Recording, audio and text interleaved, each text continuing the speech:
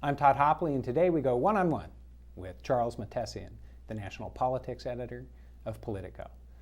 Charlie is the former editor of the Almanac of American Politics. He's worked at Governing Magazine and at Congressional Quarterly. And in a town filled with people who follow politics for a living, Charlie is one of the most knowledgeable people that you could find.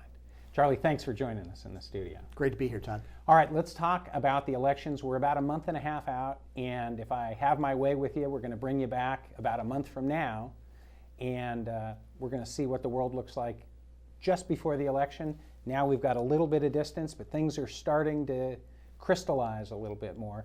First, I want to talk about the House, then I want to talk about the Senate, and then we'll finish up on the race to the White House.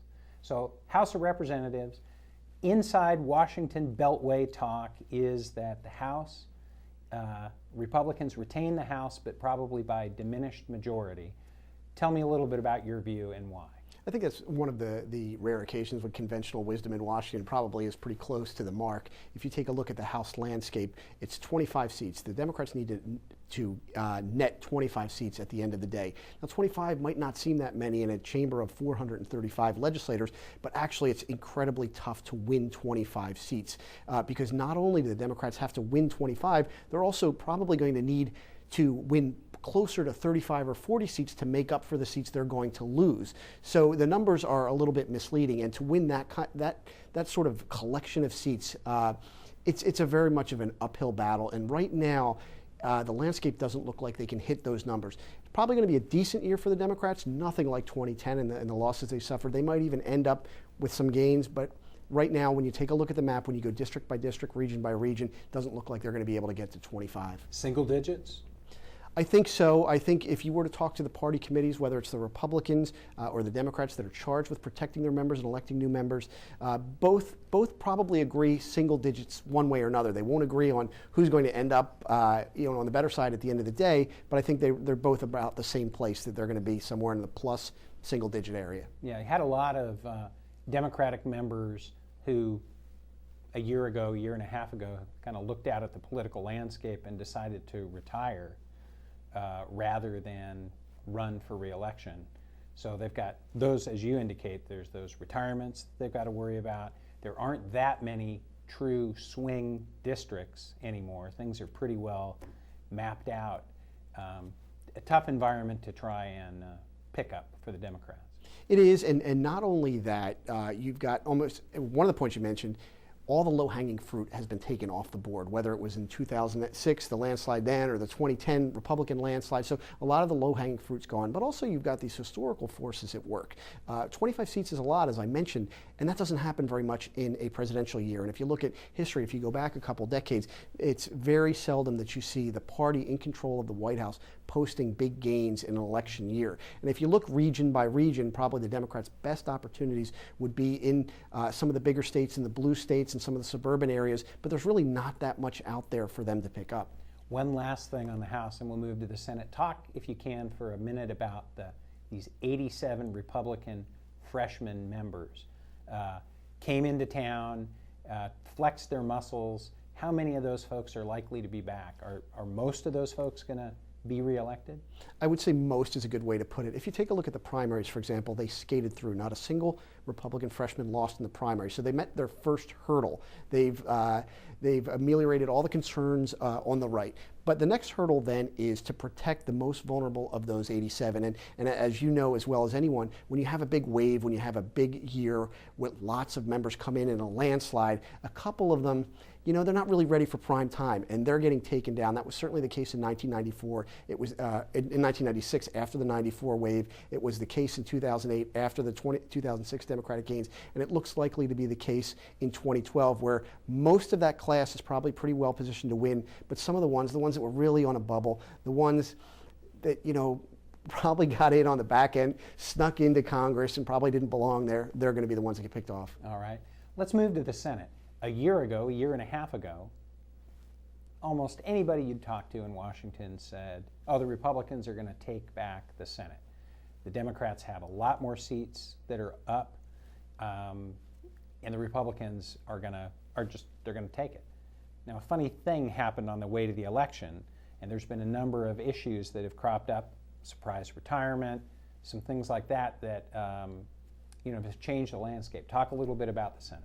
Well, it's not funny to the Republicans at all when you take a look at where they were a year ago and where they are right now, because things have really flipped almost overnight. Not overnight, but over the course of the last 6 months. Because if we had this conversation a year ago, it was very different. Things would have looked fantastic for the Republican Party, largely just because of the numbers. You've got 33 seats that were up, 23 of them were Democratic held. So it's just obvious it's going to be a harder year for Democrats to protect all those seats. And then compounding that, making it so much worse, is the fact that they had retirements in some of the toughest imaginable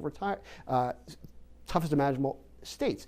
North Dakota, Nebraska, places like that, places that are often very hostile to the National Democratic Party. So things looked fantastic.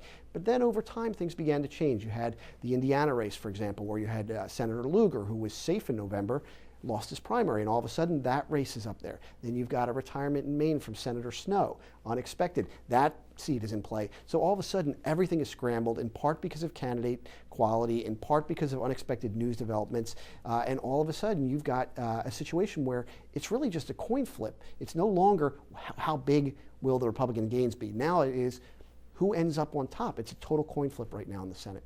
Okay, I want to go through some of those, and we'll see if we can build up to a possible result. I look at that, and I'm interested in your view. I look at that as the trading range is 51-49, 50-50, or 49-51. In other words, Democrats could retain control by a vote or two, a seat or two. Republicans could conceivably, in best case scenario, take control by a seat.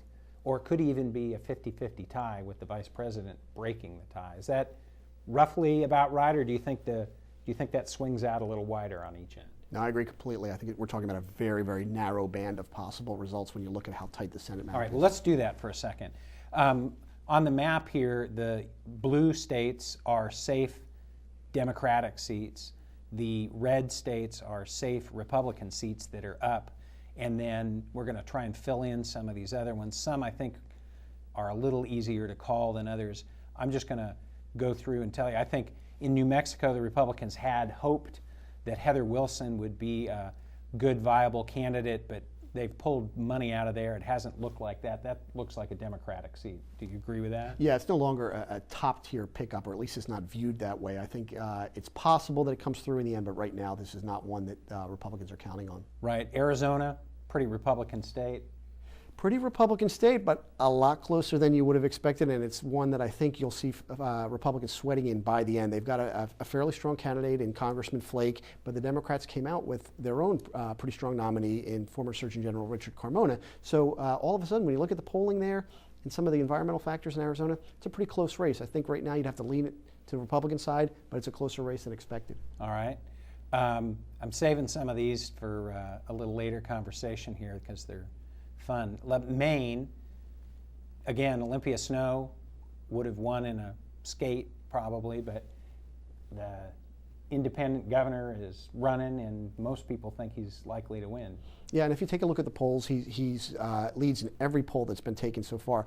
But I would note that if you take a look at the most recent polls, they've closed. This used to be a big double-digit blowout race, and it's now closed to recent polls have it, at least one recent poll, has it under 10 points. And in part, that's because Republicans are devoting a lot of resources to this race. So it's on the radar. It's not really a top-tier race. It's a long shot. Republicans would even concede that. But, you never know. You never know. All right, but most people do think that if the independent governor wins, he will caucus with the Democrats. That is the widespread assumption, yes. Okay. All right. Connecticut, this was one that a month ago even, 2 months ago, people would say, that one's in the bag for the Democrats. But it's looking a little bit different, a little more interesting now. Yeah, who knew Connecticut? Who knew that that would ever be in play? Especially because the Republican nominee is the same Republican nominee, Linda McMahon, who got blown out 2 years ago when she ran for an open Senate seat. But the environment's very different in Connecticut in the sense that President Obama will win, and he'll win probably by a pretty comfortable margin. but his margins won't be as strong as in 2008 in Connecticut, in large part because of the administration's stance towards Wall Street. That's a little bit of a problem. But the bigger problem in Connecticut right now is that the Democratic nominee, Congressman Chris Murphy, is just not that well known. And Linda McMahon, the Republican nominee, is pouring lots of her own fortune into this race and defining him. And right now, there are polls that show her ahead in a reliably blue state. So that's one that's going to go down, I think, to the wire. And that would be a huge pickup if Republicans were able to steal that one. All right, red or blue? That state, I still have to say blue. Yeah, me too. I was going to overrule you if you said red. Okay. All right, let's go to some of these other ones. North Dakota, Republicans thought that was going to be a pretty easy pickup for them at the beginning of the process, but it hasn't turned out that way. They thought it was a layup. They had a congressman who's already been elected statewide. Things look great. Presidential year, President Obama is going to get buried in November in North Dakota. So the economy's doing pretty well there. All factors would have suggested that this was a Republican pickup. However, Democrats managed to nominate probably the strongest possible candidate, the one candidate who could give Congressman Rick Berg a race, and she's doing pretty well right now. And I think when you take a look at the polls, Berg still has an advantage. I'd still put my money on a Republican in a presidential year where President Obama is going to be a real drag on Heidi Heitkamp, the Democratic nominee. But still, she's putting up quite a fight there. Okay, I'm going to put it red for now, but we'll see what that one looks like when you come back in a month. Montana, another interesting race. Democratic incumbent senator in a very red state, particularly in a presidential election year. Some of the same factors you just talked about for North Dakota. Talk about Montana. It's another close one. Here you have Congressman Rehberg versus Senator Tester, and what's unique about Montana, it is an at-large congressional seat that Congressman Rehberg has. So essentially, he's running against in the same constituency that he won his House seat in. So Montana knows him. It's going to be a very even state. However, because it's a presidential election year, because it has a fairly strong Republican lead, the thinking was that John Tester would have been in much more trouble than he turns out to be. Turns out he's a pretty decent candidate. He's run some good ads. I think if you take a look at the numbers right now, it's very close. He's in a position where he would have wanted to be, and right now that's probably a toss-up seat. Okay. You call it toss-up. I call it Tester. Nevada. Nevada, another toss-up seat. If you take a look at the universe of pure toss-ups, probably about a half dozen of them. This would be one of them. This is Senator Heller, the appointed senator who took the John Ensign seat, is up against Congresswoman Shelley Berkeley. Now, I think the presidential race probably plays into this a little bit because you're going to have in Nevada, the Senator Harry Reid's machine is going to be ginned up. You're going to have the Barack Obama ground game in effect. And the downside for Republicans is they have a very weak state party there that's at war between the Ron Paul forces and the establishment forces. So you've got all these sort of roiling forces going at it right there. If I had to weigh in one way or another, I would say Senator Heller right now because he's run statewide before when he held statewide office, and I think it's a harder sell for Congresswoman Berkeley in the rest of the state because when you look at Nevada, what you're talking about there is Clark County, which is the Vegas area, where you're talking about 2/3 of the vote, and then 1/3 outside there. To me, Heller can take more of a bite out of Clark County than many other Republicans could, and he's much stronger in the rest of the state. So I put that in my own mind as a Republican hold. Right. I'm going to go ahead and just put Hawaii down as Democratic. There were hopes that Linda Lingle was going to do better than she seems to be doing in the polls right now. President's home state, we're going to give him that one.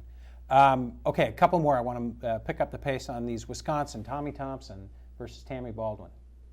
Clash of the Titans in Wisconsin. I mean, you're talking about a 4-term governor, Tommy Thompson there, who is a legend in the Republican Party against a leading liberal in the Democratic Party. Right now, pretty close race. I think many people would give the edge to Tommy Thompson, though. Yeah. Okay. Boy, Missouri, another one that just completely went, sideways here. People kind of know a lot of the story on there, so let's just cut to the chase. If Todd Akin stays in the race, can he win? I think if he's in the race, that is a Democratic hold. Senator McCaskill gets reelected. Yep. Okay, we'll do it there. Florida, tough presidential race. Not the strongest candidate on either side in a lot of people's estimation. How do you think this one plays out? I think this is a Democratic hold. Senator Nelson has a lot of vulnerability there. He's been in Florida politics for 40 years, yet when you take a look at his ratings, his poll ratings, much of Florida doesn't even know who he is. And so I think that says something about the nature of running as a candidate statewide in Florida, but it also says something about Nelson and his style and the traction he's been able to get. So I think he's vulnerable. He's somebody who could have been had, but I'm not sure that Congressman Mack is that candidate. I think he's shown some roughness around the edges and really hasn't been able to connect. He has lots of money. The outside groups are pouring tons of money into Florida. But right now, if I had to pick one way or another, I say that Senator Nelson holds that for the Democrats. All right. Indiana, you talked about that race earlier. Are you going to say that when you go out on a limb here and tell me who's the winner? I think the Republican candidate there is exceptionally weak, but having said that, it's still in a presidential year. I still have to put my money on a Republican hold in Indiana. Yeah. Let's go next door to Ohio. That's a surprise to me. I expected that Senator Brown's record was probably a little bit too liberal for a very competitive bellwether state like Ohio, but he's gotten great traction in the polls. Republicans were really excited about his challenger at first, who's one of those candidates, and both parties have them that look great on paper, and everything about their resume screams that they're a terrific candidate, but Josh Mandel hasn't really been able to connect with voters in a way that I think lots of Republicans expected. Senator Brown has withstood millions of dollars in outside money that have been thrown against him, so right now I think if you had to pick, you'd have to say that stays in the Democratic fold. I agree with you there. Okay. Down to just the last two, because look at us. We've got the Democrats at 50 votes right now and Republicans at 48. What happens in Massachusetts? Now I'm going to go out on a limb here and be a contrarian. That is a state where Barack Obama is going to win in a blowout. The latest polls there show at least a 20-point lead over Mitt Romney in the state that Governor Romney once served as chief executive of.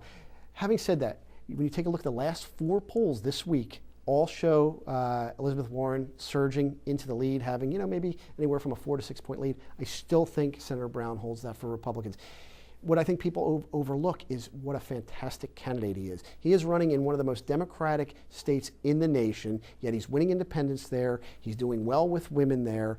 His favorability ratings are exceptionally good in a very hostile environment, and it tells you something about the kind of candidate he is and the kind of image he's projecting. And so the thing that puts me over the top is when you look at Massachusetts through history, there's always a buffer candidate that Democrats elect, whether it's William Weld or Paul Cellucci, or Kerry Healy, or Mitt Romney. They always put one Republican in statewide office as a check against the Democratic establishment that otherwise runs the state. So to me, I put my money on Scott Brown right now. Okay.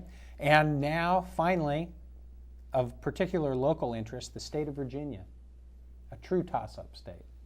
Yeah, that's a really hard one. I think so much of that depends on the presidential race. I think the wins in the presidential race will really affect that. I think the polling has been really tight up until today, and you see a Washington Post poll today that shows Tim Kaine up 8 points. To me, that doesn't feel right. It feels a little bit bigger than it is. But there is the Allen campaign is very different than the old Allen campaigns, and is he going to have enough to get it over the finish line? I don't know. If I had to put money on it, if you're going to force me to choose or call me a wimp, then I think I would have to say that right now it looks to me like Tim Kaine takes that. And with that, a 51-49 Democratic hold of the United States Senate, just like we said at the beginning. 51-49, 49-51, 50-50. We spent a lot more time talking about the Senate than I had originally planned. I'm going to propose that we bring you back right before the election to talk about, in more detail, about the presidential race. But let's talk for a minute about sort of the broad notion of where things stand. There's polls that are bouncing all over the place on this. You've looked at the swing states in particular. Talk a little bit about the presidential race for me. Right. I think it's important that people need to understand that the national polls are interesting. They're good barometers, but we don't really have a national election. What we have is a national election in 9 battleground states. All the other states, we know what's going to happen because of history, because of what the polls tell us. They're off the table. So you're talking about 9 core battleground states. And in those states right now, Barack Obama probably leads in 8 of them. And his leads are not very big. They're almost all within the margin of error, meaning they're so close that the polls could be off. So that's a good place to be if you're Mitt Romney. But on the other hand, the president is still up. Exactly. He's still up in 8 of the 9. The only one of the 9 where the trends look pretty good for Mitt Romney are North Carolina. And of all those core battleground states, Obama picked up all 9 of them in 2008. Right now, if you had to say which one is he going to lose, North Carolina looks most likely to be that one, but Mitt Romney obviously is going to have to pick up many more states other than North Carolina. All right, we're going to come back next time, and I'm going to drill deeper with you about Florida, Ohio, and Virginia. All right? Sounds great. Charlie, thank you for joining us. That's One-on-One with Charlie Mahtesian.